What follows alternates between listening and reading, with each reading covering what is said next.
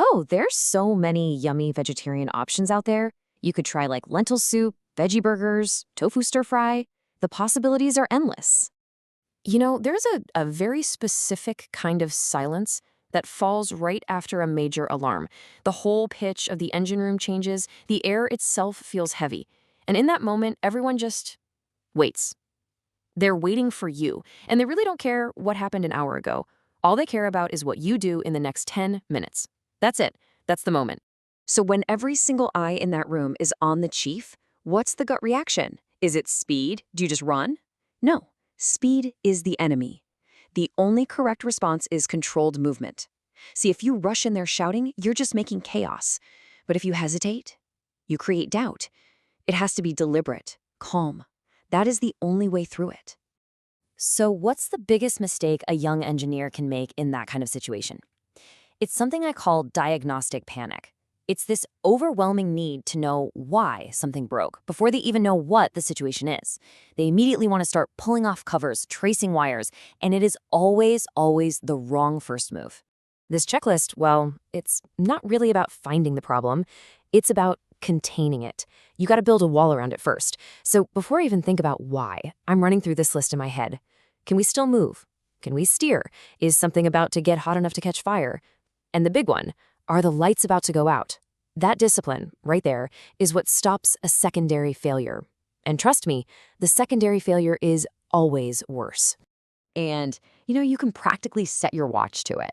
Within seconds, that phone is going to ring. It's the master. And he wants one thing, and he wants it right now. Chief, how long? It's inevitable. That pressure from the bridge is just immense. You never, ever give a time for the repair until you've put your eyes on the metal. A guess is how you lose your job.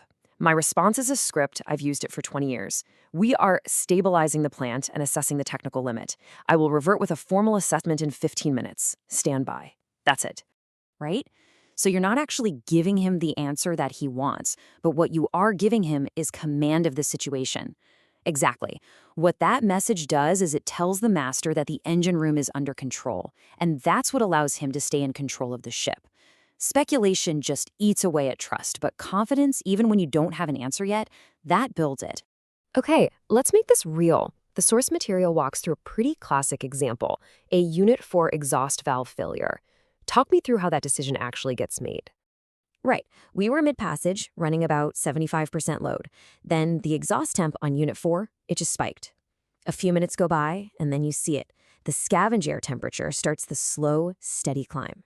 The signs? Well, they were undeniable. Exhaust valve seat was leaking. You've got hot gas blowing back into the intake. It's basically a fire just waiting for an invitation.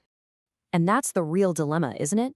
Because you've got the charterer on one side of the equation, already screaming about a 6-hour delay, talking penalties, and then you have the engine on the other side, threatening to tear itself to pieces. It's a fundamental choice you have to make, time or metal. Because you can always try to make up time. You can't unmelt a piston crown. So we reduced the load. We watched the trend for about 20 minutes, just to confirm. And yeah, the seat was failing. I made the call to shut down. We lost 6 hours, sure, but we saved the cylinder liner, we saved the turbocharger from getting a mouthful of debris. Look, a chief isn't measured by a perfect record of 0 delays. He's measured by making controlled, defensible decisions when he's under fire. So the repair's done. The engine is back up and running. Everybody's exhausted. Is that the point where the danger has finally passed? No. In fact, that's when the danger is at its absolute peak. It's the post-recovery trap. Overconfidence sets in. Complacency. You're dead tired, you just want your bunk. And that's exactly when you miss the weeping flange or the bolt that's slowly backing itself off. So after any major repair, we go into what I call the 24-hour hyperwatch. It means round frequency is doubled. Critical fasteners, we retorque them after about 4 hours of thermal cycling, once things have heated up, and we pay close attention to the components next to the repair. See, a failure almost never happens in a vacuum. It puts stress on everything around it. Our job is to find the next problem before it has a chance to find us. And the report you send to the office, it needs that exact same level of discipline, right? No emotion, none.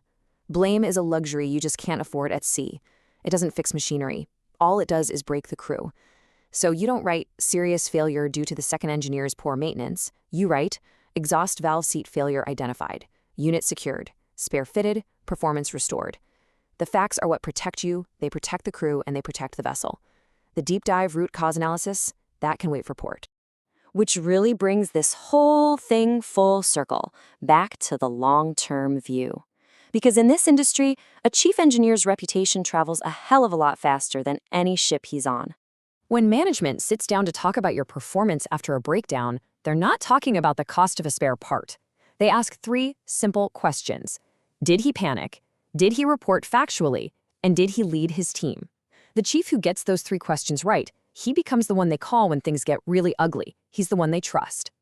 At the end of the day, machinery does not respect your rank. You can do everything perfectly for 29 days straight, and then on day 30, a piece of steel is going to test you. So that first major breakdown you have under your command, it's not a threat. It's an examination. You can't eliminate mechanical failure. It's impossible. But you can, and you absolutely must, eliminate chaos. That's the job.